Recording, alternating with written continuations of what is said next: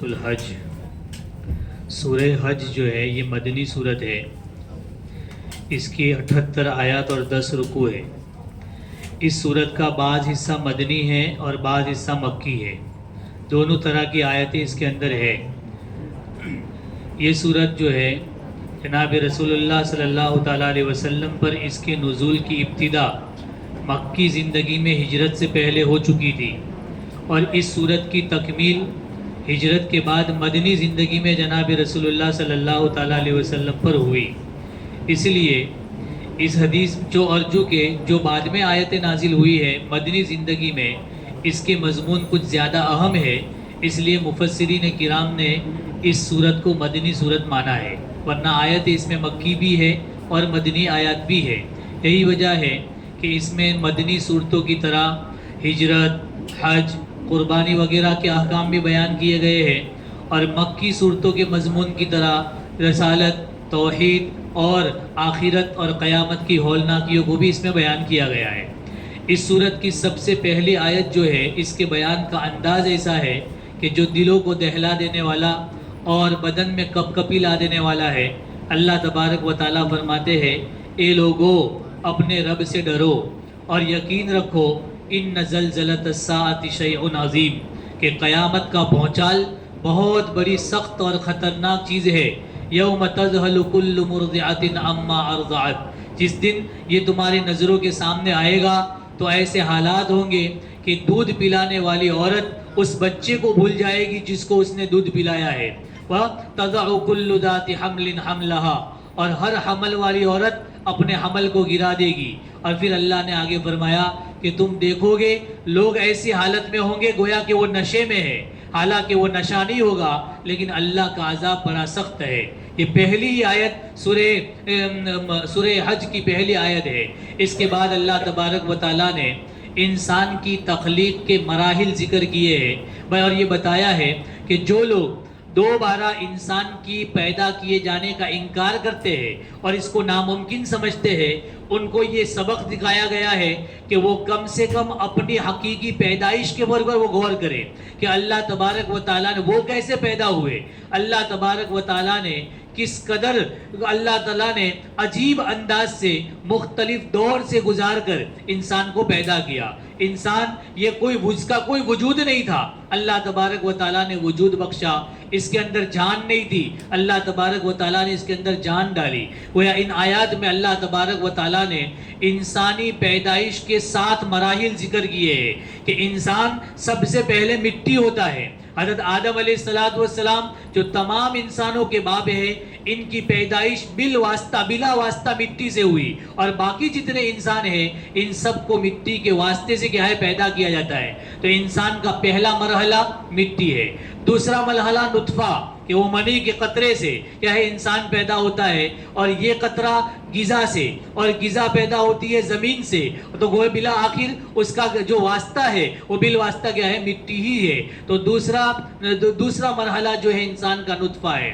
تیسرا مرحلہ وہ مضغہ، علقہ ہے، خون کا لوتھڑا بنتا ہے۔ پھر چوتھے مرحلے میں وہ مضغہ یعنی گوشت کا ٹکڑا بنتا ہے، اور 5ویں مرحلے میں اس کی پیدائش ہوتی ہے۔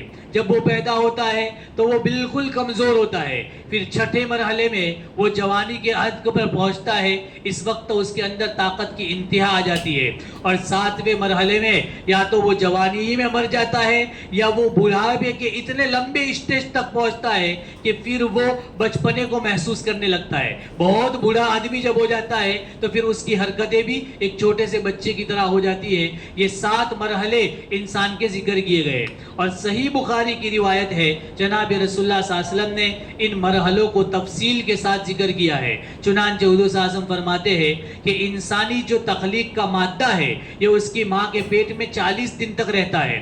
پھر 40 دن کے بعد وہ کیا ہے خون کا لوتھڑا بنتا ہے، پھر 40 دن کے بعد گوشت کا ٹکڑا بنتا ہے، پھر 40 دن کے بعد اللہ تبارک و تعالیٰ فرشتے کو بھیجتے ہیں، اور یہ فرشتہ اس کے اندر روح پھونکتا ہے، اور پھر اس فرشتے کو اللہ تبارک و تعالیٰ اس انسان اور اس بچے کے بارے میں 4 باتیں لکھوا دی جاتی ہے۔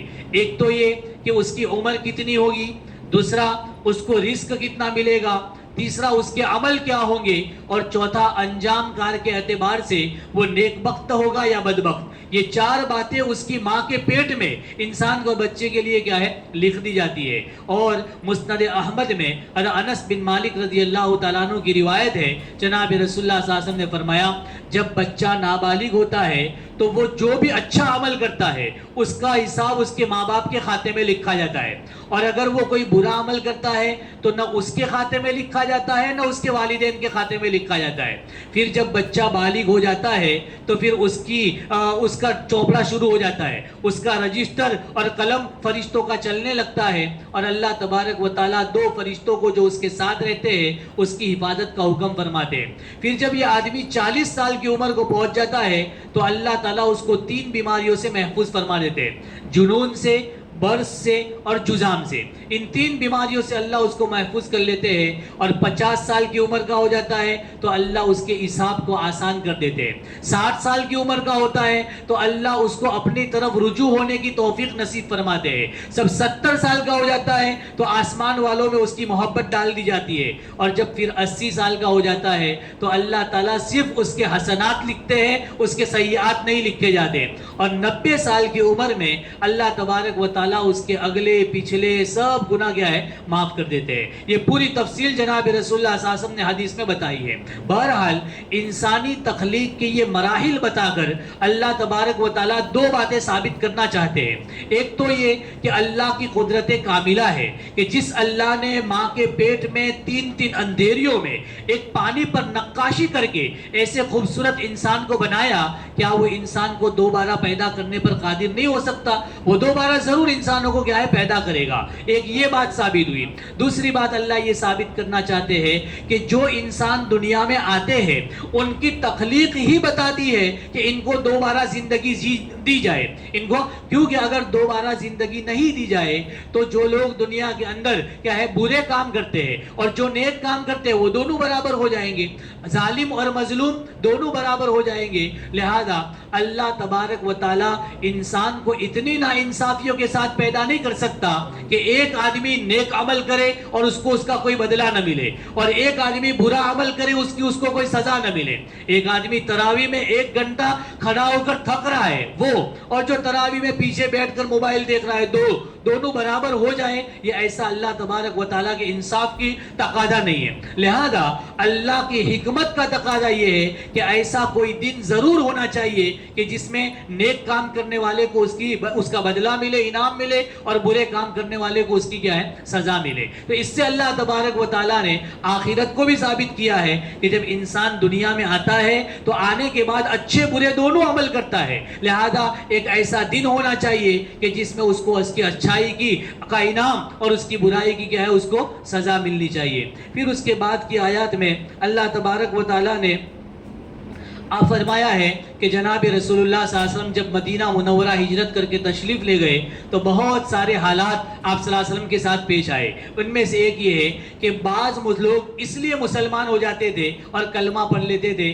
تاکہ کچھ دنیاوی منافع حاصل ہو. مسلمانوں کے ساتھ رہنے کی بنا پر, کیونکہ مسلمان جنگ وغیرہ کرتے ہیں, مال غنیمت حاصل ہوگا تو اس میں سے ان کو بھی کچھ ملے گا, اس لیے وہ کیا ہے ایمان لاتے تھے.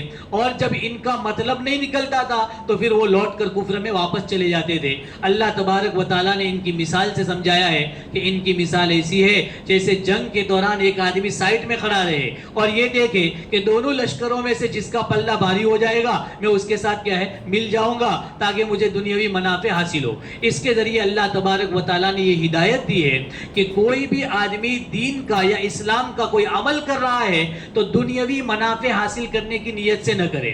آدمی نماز اس لیے نہ پڑھے کہ اس سے ورزش ہوگی, زکوٰۃ اس لیے نہ دے کہ اس کے ذریعے کیا ہے میری مال کی حفاظت ہو جائے گی, بلکہ نیت یہ ہونی چاہیے کہ یہ اللہ تبارک و تعالیٰ کا حکم ہے اور اللہ کی بندگی کا تقاضا ہے کہ میں اللہ تبارک و تعالیٰ کے سامنے کیا ہے جھکوں. اب اس پر مجھے دنیاوی منافع ملیں گے یا نہیں ملیں گے یہ تو اللہ کی مشیت ہے. اللہ جس کو چاہتے ہیں دیتے ہیں, جس کو چاہتے ہیں نہیں دیتے. لہذا آدمی کو ہمیشہ یہ سمجھ کر کوئی عمل کرنا چاہیے کہ یہ حق ہے, اللہ کا حکم ہے, پھر اس پر دنیاوی دنیاوی منافع ملے یا نہ ملے، تو مسلمان ہے اس کو بعض مرتبہ دنیاوی منافع ملتے بھی ہیں اور بعض مرتبہ حالات بھی آتے ہیں. اگر دنیاوی منافع ملے تو شکر کرے، حالات آئے تو کیا ہے صبر کرے اور اللہ تبارک و تعالیٰ سے دعا مانگتا رہے کہ اللہ عافیت کے ساتھ اس کی زندگی کو کیا ہے گزارے. بہرحال کوئی عمل دنیاوی منافع حاصل کرنے کے لیے نہیں کرنا چاہیے.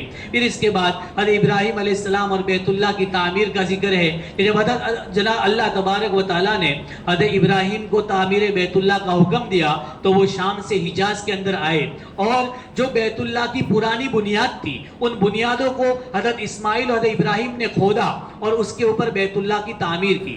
اس وقت حضرت ابراہیم کی عمر 100 سال اور ان کے بیٹے حضرت اسماعیل کی عمر 26 سال تھی. یہ پھر اللہ تبارک و تعالیٰ نے جب بیت اللہ کی تعمیر ہو گئی تو حضرت ابراہیم علیہ السلام کو حکم دیا کہ آپ لوگوں کے اندر اعلان کرو کہ کیا ہے حج کے لیے لوگ یہاں پر آئے. اور اللہ نے یہ وعدہ بھی کیا کہ اگر آپ نے اعلان کیا تو لوگ دور دراز ملکوں سے کیا ہے حج کے لیے آئیں گے. چنانچہ حضرت ابراہیم علیہ السلام ایک پہاڑی پر چڑھے اور اعلان کیا کہ لوگوں اللہ نے حج فرض کیا ہے لہذا تم حج فرض ادا کرنے کے لیے آؤ. اللہ تبارک و تعالیٰ نے حضرت ابراہیم کی اس آواز کو ہر سمت میں اور ہر لوگ تک کیا ہے پہنچایا. اور حدیث میں آتا ہے جناب رسول اللہ صلی اللہ علیہ وسلم نے فرمایا کہ اس آواز کو سن کر کسی کی روح نے ایک مرتبہ لبیک کہا، جس نے ایک مرتبہ لبیک کہا اس کو ایک حج مقدر ہوگا، جس نے 2 مرتبہ کہا وہ 2 مرتبہ حج کرے گا.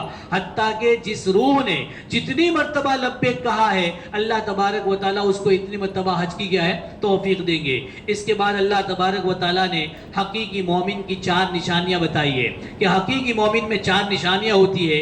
ایک یہ کہ جب اللہ کا ذکر ان کے سامنے آئے تو ان کا دل پر رعب طاری ہو جائے، اللہ تبارک و تعالیٰ کا خوف طاری ہو جائے. دوسرا جب مصیبت ان پر کوئی آئے تو اس پر وہ کیا کرتے ہیں صبر کرتے ہیں. تیسرا نماز کو قائم کرتے ہیں. اور چوتھا اللہ تبارک و تعالیٰ نے ان کو جو روزی دی ہے اس میں سے وہ اللہ کے راستے میں کیا ہے خرچ کرتے رہتے ہیں. یہ 4 سچے پکے مومن کی نشانیاں ہیں. اس کے بعد اللہ تبارک و تعالیٰ نے فرمایا دیکھو مکی زندگی جو تھی یہ 13 سال کی جو زندگی تھی اس میں اللہ تبارک و تعالیٰ کی جانب سے مسلمانوں کو یہ حکم تھا کہ کافروں کی جانب سے کیے جانے والے ظلم و ستم پر وہ کیا ہے صبر کرے. اس کے علاوہ اور کچھ نہیں، بس صبر کرتے رہے، دعائیں کرتے رہے. اس کے علاوہ کوئی حکم نہیں تھا کہ وہ کیا ہے ان کا مقابلہ کرنے کا کوئی حکم نہیں تھا، صرف صبر کرنے کا تھا. اس کے بعد اللہ تبارک و تعالیٰ نے اس آیت میں پہلی مرتبہ 13 سال کی صبر و ضبط کی جو زندگی ہے اس کے بعد اللہ تعالیٰ نے پہلی مرتبہ حکم دیا کہ اب ان کا کیا کرو مقابلہ کرو. اور اللہ تبارک و تعالیٰ نے یہ فرمایا کہ اس کے اندر میری حمایت ہوگی. یہ خوشخبری بھی دی کہ اس کے اندر میرا کیا ہے ساتھ بھی ہوگا. اب وہ صبر و ضبط کا جو مرحلہ تھا وہ سارا کیا ہو گیا ختم ہو گیا. اب کیا ہے مقابلہ کیا جائے. اللہ تبارک و تعالیٰ نے کیا ہے 13 سال کے بعد مسلمانوں کو اس بات کا حکم دیا اور اس کی وجہ اور مصلحت بھی بتائی کہ اگر یہ نہ ہوا تو کیا ہوگا. یہ لوگ کیا ہے تمہارے اوپر سروں پر ناچیں گے، تمہارے سروں پر گھومیں گے پھریں گے اور تمہاری جو عبادت گاہ ہے وہ بھی محفوظ نہیں رہے گی. اس لیے اللہ تبارک و تعالیٰ نے فرمایا کہ جب ان کو پتہ چلے گا کہ اینٹ کا جواب پتھر سے دیا جا رہا ہے تو پھر وہ لوگ اس سے کیا ہے بچیں گے. بہرحال کہنے کا حاصل یہ ہے 13 سال کے بعد اللہ تبارک و تعالیٰ نے کیا ہے اس کی اجازت دی. اس کے بعد کے جو حالات ہے اس میں اللہ تبارک و تعالیٰ نے اہل ایمان کا یہ بتایا ہے کہ اہل ایمان کا اصل رکھوالا اور حفاظت کرنے والا وہ تو اللہ تبارک و تعالیٰ ہی ہے. لہذا مسلمانوں کو چاہیے کہ وہ اللہ کے اصول کی پابندی کرے، اللہ کی رسی کو مضبوطی سے تھامے رکھے. اگر یہ ہوگا تو کوئی باطل کبھی بھی مسلمانوں پر کیا ہے غالب نہیں آ سکتا. اور اللہ تعالیٰ نے اخیر میں اسی چیز کو بتایا ہے اور اسی پر سورہ حج کو ختم کیا گیا ہے. یہی نصیحت کی گئی ہے کہ اللہ کی رسی کو مضبوطی سے پکڑو، اس کے اصول پر اس کے احکام پر مضبوطی سے آؤ. اللہ تبارک و تعالیٰ بہترین حفاظت کرنے والا اور بہترین مدد کرنے والا ہے.